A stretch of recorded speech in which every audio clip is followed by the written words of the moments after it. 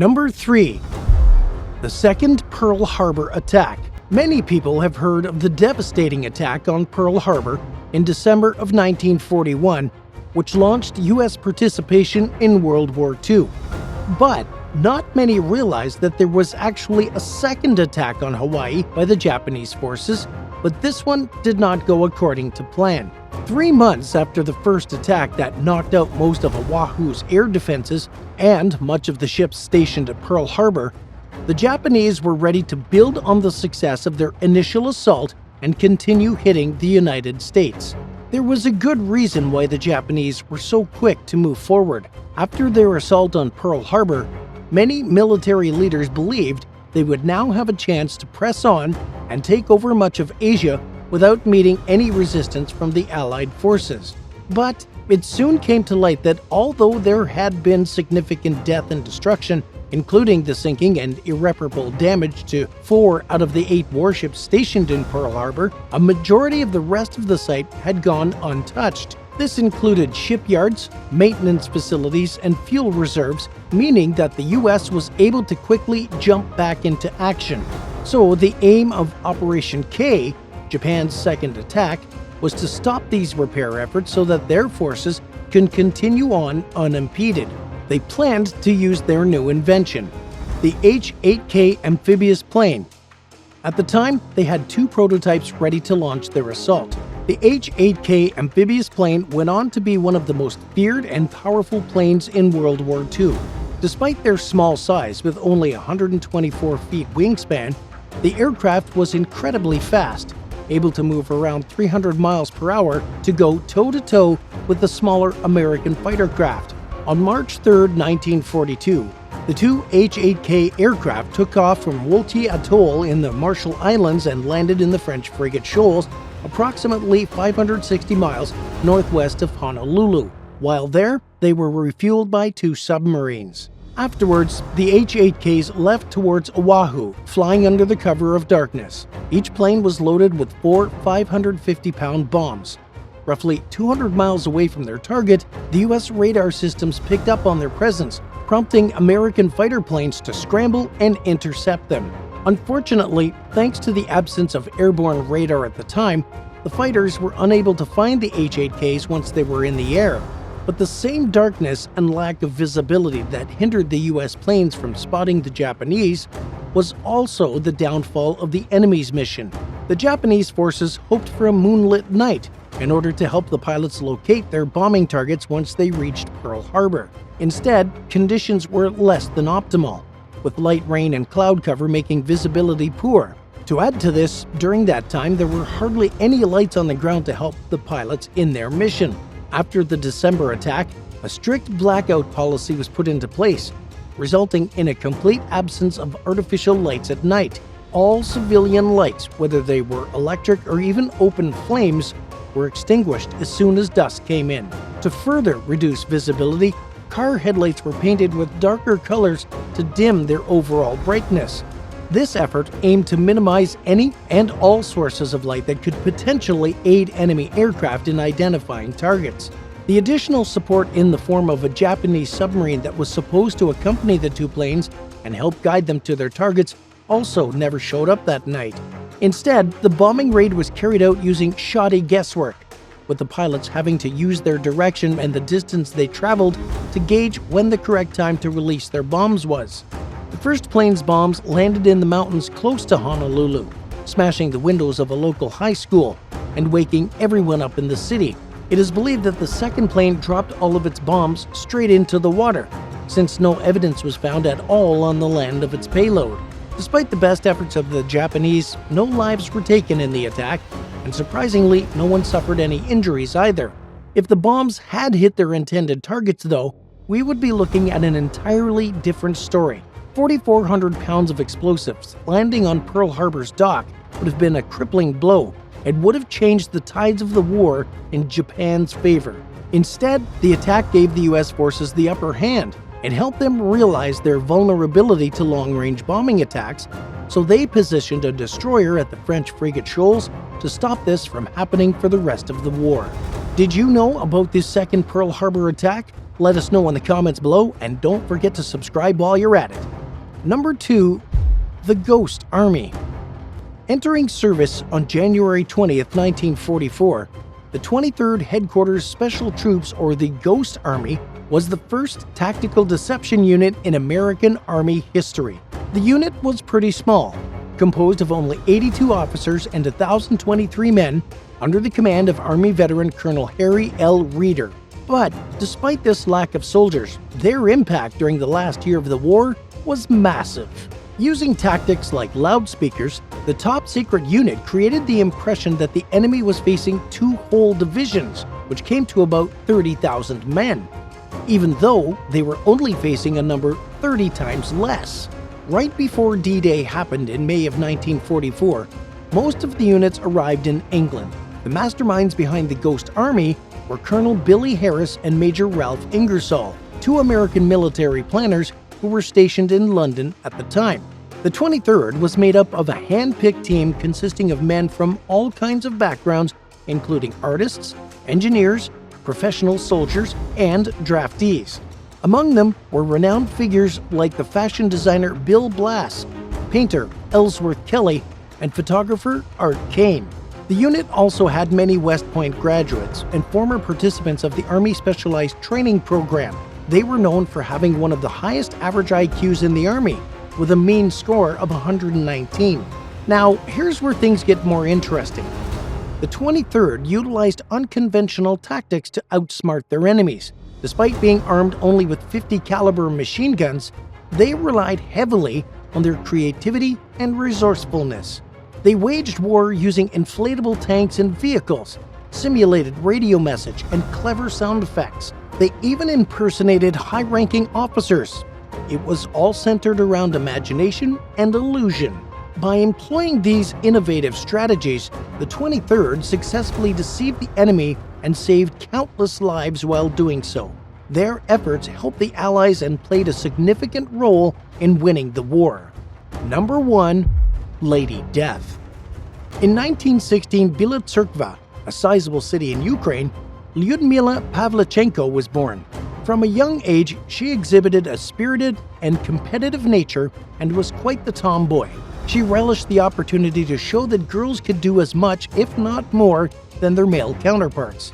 At the young age of 14, Pavlichenko and her family moved to Kyiv, where she enrolled in a sharpshooter class, displaying her innate talent with weapons. Her skill earned her the Voroshilov Sharpshooter Badge, a distinguished civil award, and even a marksman certificate. In 1937, she decided to take the next step in her education and enrolled at Kyiv University with the goal of becoming a teacher. Alongside her studies, she remained dedicated to marksmanship and attending courses at a sniper school. Pavlichenko even competed on her university's track team. Everything changed for her, though, in June of 1941, when Adolf Hitler initiated Operation Barbarossa, launching the German invasion of the Soviet Union. At the time, she was only 24 years old and in her final year of university. After learning of the invasion, she made her way to the Odessa recruiting office, determined to help with the war efforts. Although officials suggested that she become a nurse, Pavlichenko insisted on joining the Soviet Army's infantry. Although they initially doubted her abilities, she proved herself in a training mission by taking out 2 Romanian collaborators from a hill defended by Soviet forces. As a result, Pavlichenko was officially accepted into the Red Army's 25th Rifle Division as a sniper. Before long, she became part of an elite group. Only 2,000 snipers in the Soviet Army were female. Despite the challenges and dangers she faced, her courage and skills made her an invaluable asset in the fight. During the grueling siege of Odessa, Pavlichenko demonstrated unwavering bravery on the front lines for over 2 months. Her exceptional marksmanship helped turn the tides as she took out 187 enemies single-handedly. Recognizing her remarkable contributions, Pavlichenko received a well-deserved promotion to the rank of senior sergeant. But in October of 1941, the Romanian army took control of Odessa, forcing her unit to strategically withdraw to Sevastopol, where they continued their defense efforts. The siege of Sevastopol was a long and arduous battle, lasting 8 months. It resulted in heavy casualties for the Soviet forces. During this intense and challenging environment, Pavlichenko's prowess as a sniper continued to shine through. Her confirmed kill count rose even higher, reaching 257 kills by May 1942. Pavlichenko's performance and her growing list of accomplishments earned her yet another promotion, this time to the rank of lieutenant. Her dedication made her an invaluable asset to the Soviets during this critical period of the war, and this was something the German forces were starting to learn all too well. They tried to bribe her, sending messages over radio loudspeakers saying, "Lyudmila Pavlichenko, come over to us. We will give you plenty of chocolate and make you a German officer." Luckily, Lyudmila always turned them down. As her confirmed kill count kept rising, her missions became increasingly dangerous. One particularly challenging aspect was counter-sniping, which involved engaging in duels with enemy snipers. Remarkably, Pavlichenko came out victorious in every duel she faced, showcasing her tactical prowess. Among these intense battles was a memorable duel that lasted 3 days. Pavlichenko demonstrated patience and precision, ultimately prevailing over her opponent. She attributed her success to the enemy sniper making one move too many. In the end, she added another feat to her record by taking out the skilled enemy sniper, becoming one of the 36 she successfully took down. Towards the end of her time on the front lines, Lyudmila's confirmed kills stood at a whopping 309. As a result, the sweet messages from the Germans trying to convince her to defect started to turn into violent threats. She earned the nickname Lady Death among their forces, and one of the messages sent to her even said, "If we catch you, we will tear you into 309 pieces and scatter them to the winds." Instead of getting scared by this, Lyudmila was actually pleased. It let her know that the Germans were aware of her work and knew her record. During her service in Sevastopol in June 1942, Pavlichenko sustained a severe injury. Shrapnel from a mortar round struck her face, causing significant wounds. Recognizing her value as a skilled sniper, the Soviet High Command made the strategic choice to withdraw her from combat. After she fully healed from her injuries, Lyudmila expected to be sent back to the front lines to continue her work. But instead, she found herself in a new role. She was made into living propaganda. In the latter half of 1942, Lyudmila Pavlichenko made her way to Washington, D.C. By this time, she'd earned many prestigious decorations and held the rank of Soviet lieutenant. By traveling to the United States, she was to represent the Soviet Union and advocate for American support in establishing a second European front. The situation on the Eastern Front was dire, with the Red Army sustaining heavy casualties. Recognizing the urgent need to divert the attention of German forces, which were rapidly advancing through Eastern Europe and getting deeper into Soviet territory, the Soviet leader Stalin wanted to secure a second front. Pavlichenko, as a highly decorated and respected figure, was entrusted with the crucial task of rallying American support for this mission. Her arrival in the States carried great significance.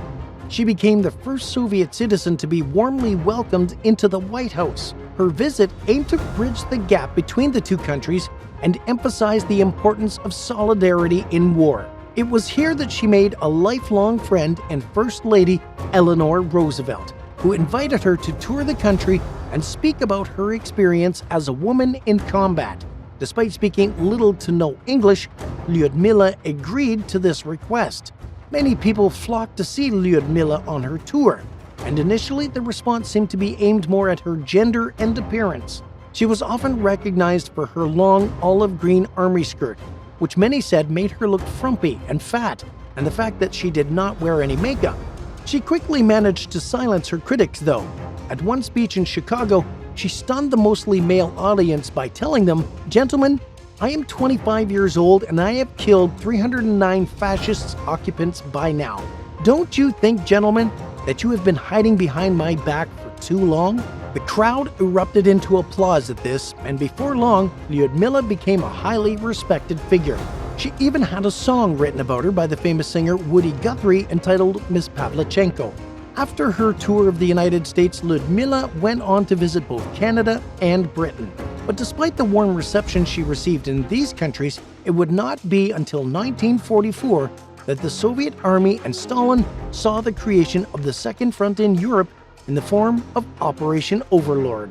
After her return to the Soviet Union, she was given a number of awards. These included a promotion to the rank of Major, as well as being given the Hero of the Soviet Union distinction, as well as not one, but 2 opportunities to receive the Order of Lenin, the highest civilian award. Pavlichenko never went back to the front lines in combat, so her total count remained at 309 kills, which was still the highest total ever reached by a female sniper in history.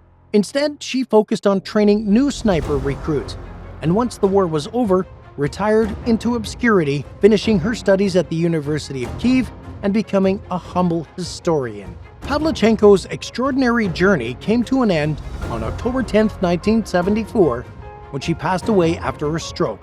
Her legacy as a military hero and the most accomplished female sniper in history lives on to this day. Thanks for watching. Which one of these 3 World War II stories was your favorite? Let us know in the comments, and don't forget to subscribe for more videos like this one. See you next time. Bye for now.